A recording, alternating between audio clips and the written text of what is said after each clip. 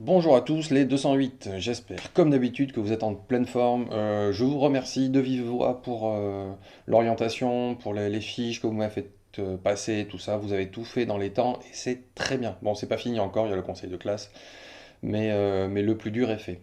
Merci à vous. Allez, on continue sur les mathématiques avec, pour finir le chapitre sur les variations, la définition numérique de la croissance ou de la décroissance.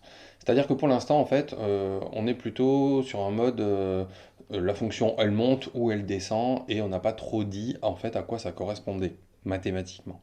C'est ce qu'on va voir sur la fin ici. C'est pas très compliqué. Alors, vous avez vu ici à gauche, il y a une fonction croissante et à droite une fonction décroissante. Et puis j'ai pris deux valeurs, T1 et T2, donc qui ne seront pas explicitées, donc c'est des valeurs, ce sont des inconnus, T1 et T2, avec toujours T1 qui est plus petit que T2. Puis on va regarder les images de T1 et de T2. Alors, pour T1, son image va être ici, donc on écrit f de T1, c'est une fonction f, hein, f de T1 c'est là, et pour T2, son image va être ici. Ok? Bon, et ensuite on va comparer les images. Donc, entre l'image rouge et l'image verte, qui est la plus grande, la plus haute, c'est bien sûr f de T2. Or, au départ, si on regarde bien, on avait T1 qui était plus petit que T2. Donc, T1 plus petit que T2 va entraîner que f de T1 est plus petit que f de T2. C'est-à-dire, et c'est résumé ici, que les images sont classées dans le même ordre que les antécédents. Donc, T1, qui est ici, la plus petite valeur, va donner la plus petite image. T2, qui est ici, va donner la plus grande image. Donc, une fonction croissante, ça conserve l'ordre. Une fonction décroissante après. Vous avez sans doute anticipé ce qui va se passer. Je prends T1, T1 c'est la plus petite valeur, mais son image, regardez, ben, elle va être ici, f de T1, alors que pour T2, on va les mettre tout de suite, son image ici, ben, elle sera en dessous, elle sera plus petite. Pourquoi? Ben, parce que ça, c'est la caractérisation de la croissance ou de la décroissance de la fonction. Ici, f de T2, c'est à cet endroit, et f de T1, c'est à cet endroit. Donc qui est le plus grand? Ben, c'est f de T1 qui est le plus grand. Donc on avait T1 ici plus petit que T2, c'est la situation initiale. Qu'est-ce que ça donne une fois que c'est passé par la fonction f? Eh ben, c'est f de T1 qui est devenu plus grand, attention ça change, que f de T2. Ok? Donc là je surligne bien enfin, je vais passer en rouge ici ce truc-là, c'est vraiment important. F de T1 est devenu plus grand qu'f de T2. Alors ça peut se résumer dans des phrases, hein. Alors c'est une définition vraiment de la croissance ou de la décroissance. Une fonction f est dite croissante si et seulement si elle conserve l'ordre. Une fonction est décroissante si elle inverse l'ordre. Alors c'est pas hyper mathématique comme définition, néanmoins c'est assez clair, je l'espère. J'ai mis en rouge ici. Une fonction décroissante, bah, elle va rendre ce qui était le plus petit, c'est-à-dire T1, elle va le rendre plus grand. N'oubliez jamais hein, qu'une fonction, c'est une boîte dans laquelle, voilà, ma fonction f, on y rentre T1, il est transformé et il en sort f de T1. Toujours cette même fonction f, on y rentre T2 et il en sort f de T2. Ce qu'on est en train de dire ici, c'est que ici le nombre le plus petit, T1, va donner l'image la plus grande. T2 qui était le nombre le plus grand, bah, il donne l'image la plus petite. Voilà, donc ça c'est une fonction décroissante. Dans le cas d'une fonction croissante, alors là tout est conservé.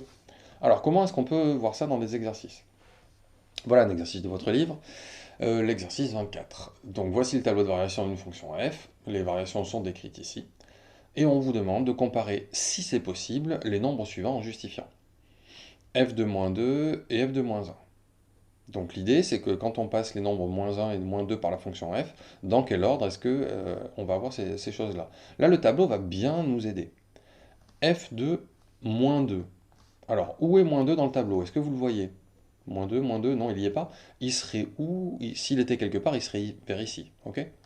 Bon, il ne figure pas, moins 2, parce qu'il n'est pas intéressant pour les variations. Mais moins 2, il serait là, entre moins 6 et moins 1. Où est son image? Son image, ce serait quelque chose ici. F2, moins 2. On est d'accord? Donc ça, c'est pour f de moins 2. f de moins 1, est-ce que vous savez où il est? Bah oui, f de moins 1, en fait, c'est pas compliqué. Moins 1, c'était dans le tableau. Donc f de moins 1, c'est ici. C'est 2. Alors il faut comparer. Comparer, c'est dire qui est le plus petit et qui est le plus grand. Alors d'après vous, f de moins 2 et f de moins 1, comment est-ce qu'on peut les comparer? Bah, f de moins 2, regardez, il est forcément plus bas, il est forcément plus petit que f de moins 1, qui vaut 2. Ok? Donc qu'est-ce qu'on pourrait dire? On pourrait dire que comme on va le justifier qu'une fois, hein, pour les autres on le fera pas, comme f est comment? F est croissante, comme f est croissante sur l'intervalle moins 6, 1, c'est sur cette zone-là que la fonction, donc d'après le tableau de variation, est croissante. Comme f est croissante sur moins 6, 1, qu'est-ce qu'on a dit? Une fonction croissante, elle conserve l'ordre. Donc au départ, on a quoi? On me demande de comparer, on me donne moins 2 et moins 1. Moins 2 est plus petit que moins 1. Ok? Moins 2 est plus petit que moins 1. Ça va entraîner quoi?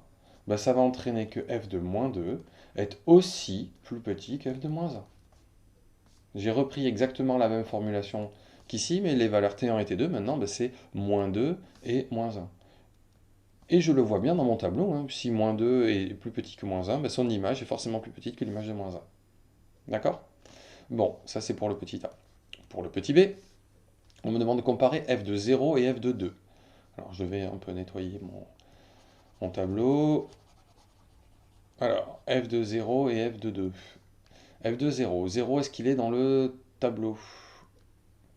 Alors 0, non, il n'est pas dans le tableau. S'il était quelque part, il serait là. Ok? Donc f de 0, c'est quelque part ici. F de 2, lui, il est dans le tableau. Oui, f de 2, ça on le connaît, il vaut moins 1. Mais alors qu'est-ce qu'on peut dire?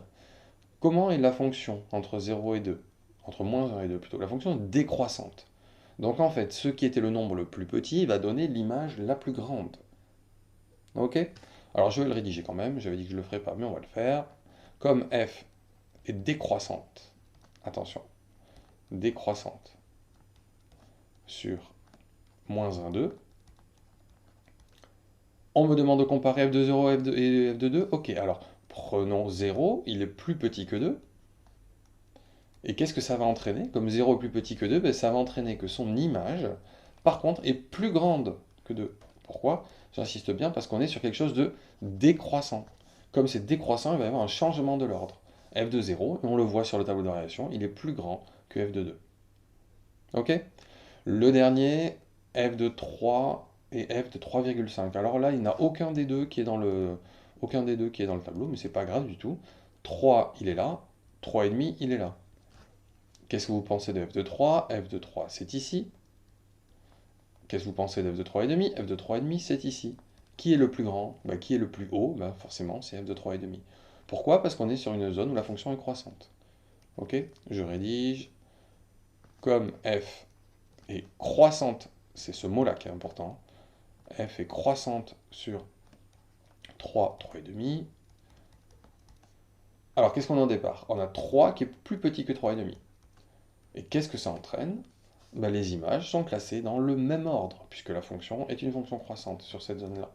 F de 3 est plus petit qu'f de 3,5. Ok? Alors, une question qui n'est pas posée, mais que je vais vous rajouter. Imaginez que, question petit d, il faille comparer, on va dire, f de 0 et f de 3. F de 0 et f de 3. Ok? J'efface mon tableau. Voilà. Et on me demande de comparer, enfin je vous demande de comparer f de 0 et f de 3. Alors f de 0 c'est où? Ce serait ici. Ok? F de 0. F de 3 c'est où? F de 3 c'est ici, donc f de 3 ce serait là. Bien. Est-ce que vous pouvez comparer ça? Ben, la réponse est non. Parce que en fait vous n'êtes pas sur un endroit où la fonction elle est soit croissante soit décroissante. Au moment où on parle de f de 0, enfin, la fonction est décroissante. Au moment où on parle de f de 3, la fonction est recroissante. Donc vous savez tous les deux que f de 0 et f de 3 ils sont plus grands que moins 1. Mais est-ce que vous savez que f de 0 est plus petit que f de 3 ou plus grand que f de 3? En fait, on n'en sait absolument rien. Parce qu'on ne sait pas comment la fonction descend, si elle descend doucement ou pas. On ne sait pas si la fonction ici remonte vite ou remonte pas. Donc il n'y a aucun moyen de comparer ici aucun moyen de comparer ces deux images parce que on n'est pas sur une zone où la fonction est soit uniquement croissante, soit uniquement décroissante. Attention, il y aura ce piège dans le travail à faire. Le travail à faire, je vous le montre. Ben, il va falloir répondre à ces questions, il va falloir tracer une représentation graphique, me parler du maximum et du minimum, et faire ce qu'on vient de faire ici, c'est-à-dire comparer les valeurs. Donc, si c'est possible, hein, entre f de, entre f de 2, f de moins 1, f de 2. Alors, attention, je vous le dis tout de suite, il y a un moment où ça ne sera pas possible, hein. Comme je viens de vous le faire ici, il y a un moment où on ne pourra pas comparer les valeurs. Petite question difficile à la fin, question 5. Voilà, donc ce travail est à faire pour jeudi prochain. À bientôt, bon courage.